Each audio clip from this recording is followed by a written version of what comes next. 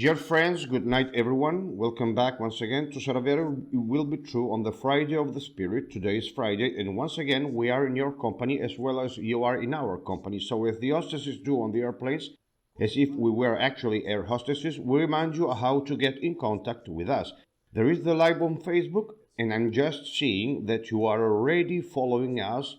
Wow, so many. We'll greet you later when you will start writing. Also, do not forget the live on YouTube and the WhatsApp number 00393461077159. And there is also the phone call from home, which often happens, as I used to say, and it's always very nice.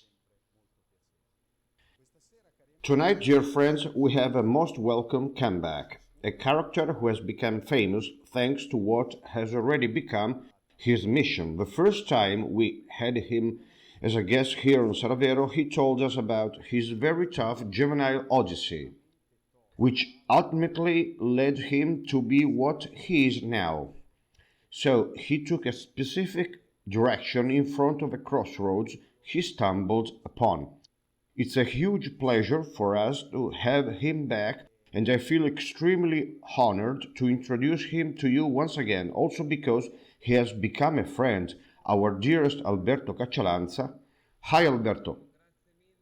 Hi, thank you very much, dear friend. It's a pleasure to be here, and we are always locked and loaded. Well, allow me for a second to say again, what was your second Odyssey? Not the previous one. So, who is Alberto Caccialanza?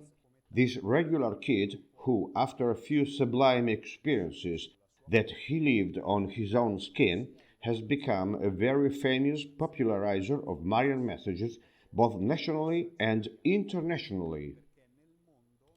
Why? Because all over the world, in lots of places in the world, there are some visionaries who receive the messages of the Heavenly Mother, and guess what? They predict what is going to happen way earlier, and all of this always happens on time.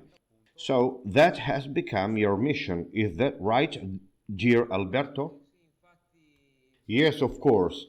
Actually, in the past, I have spread some messages and prophecies which were fulfilled kind of in the general indifference, and I have brought you here a few messages which explain what's going on. First of all, people are focused on this pandemic, on this future made of restrictions with these liquids, with these impositions, and that's all they can see. In most cases, whenever I have time, I follow a WhatsApp group chat and I see that they are talking about this topic. It's alright and understandable. However, there is much more to know and we must be prepared.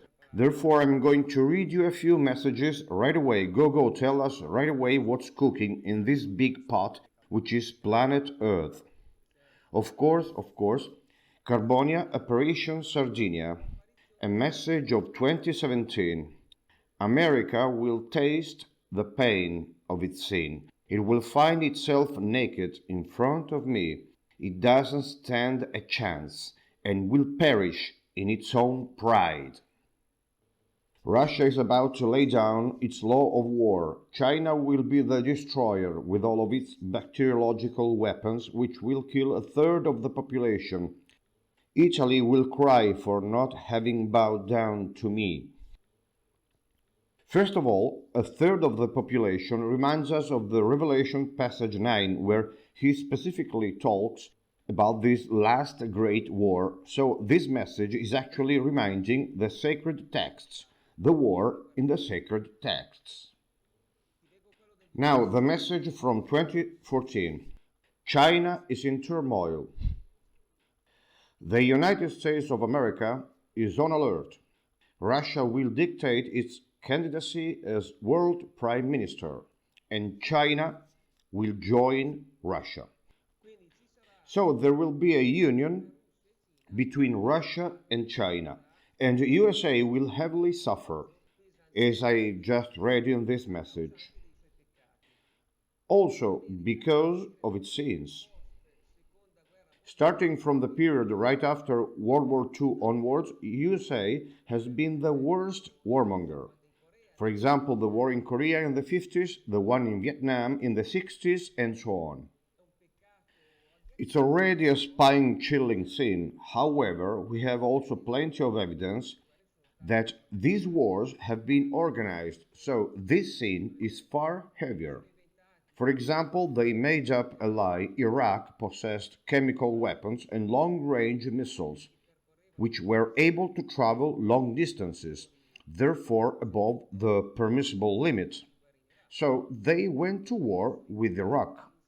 Or they made up a lie Syria dropped chlorine gas on civilians in 2012. Then they had the excuse to enter war. For example, they made up the attack in New York against the Twin Towers in 2001. It's crystal clear, everyone knows it's been organized, not only that minority of humanity which has awakened, but also many more people. Many more people got it. Moreover, it's not just about the wars. For example, in USA, there are clinics which pay women $550 for an abortion when they are 3 months pregnant. Then they dissect this aborted fetus, this live fetus, and they export its organs, such as lungs, liver, and then out of these organs, of these tissues, they produce the famous liquids which you know very well. Now let's pick up the Gospel and open it to read what's written in there. For example, but whoever shall offend one of these little ones, it were better for him that a millstone were hanged about his neck, and that he were drowned in the depth of the sea. Or it is written, he who lives by the sword will perish by the sword. So now let's try and imagine what will happen to the USA. Not a nice future at all. Let's just say that it will take many millstones, dear Alberto, because not only in the USA but also in China, a lot of societies will practice these atrocities for birth control. Absolutely. However, there is another aspect to consider. Who have always been the allies of USA, Europe. So what's written in the message I've read earlier? Italy will cry. In fact, Italy did her nice part. It has deposited 100 nuclear warheads in its territory, in its military bases, such as Aviano. So we are accomplices of the American crimes. Moreover, by having deposited their weapons in our territory, we have just become a magnet for their enemies, and we will be hit also because of this. Back to the messages. Luz de Maria, Apparitions, Argentina, 2020. Pray, my children, pray.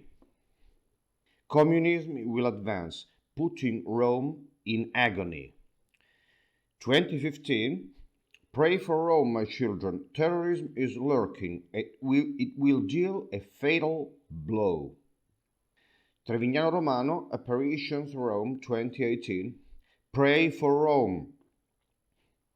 Terrorism will not be long in coming. Oliveto Citra, Apparitions, Salerno, 2004. Vatican is in danger. It will be destroyed very soon.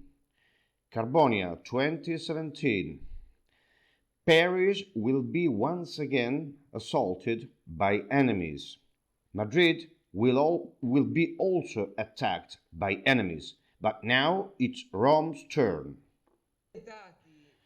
The deadliest terrorist attacks which happened in Europe, starting from World War II onwards, took place in Bataclan, in Paris, with about 100 victims, and in Madrid, Spain, 2004, with about 200 victims. Now it's time for Rome.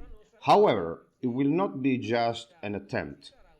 The Russian and the Chinese army will join together with Islamic extremists, and they will tear apart the Vatican. Let's get back to the Gospel. He who lives by the sword will perish by the sword. The Vatican has hidden a part of the third secret of Fatima. It has hidden a part of the secret of Lourdes.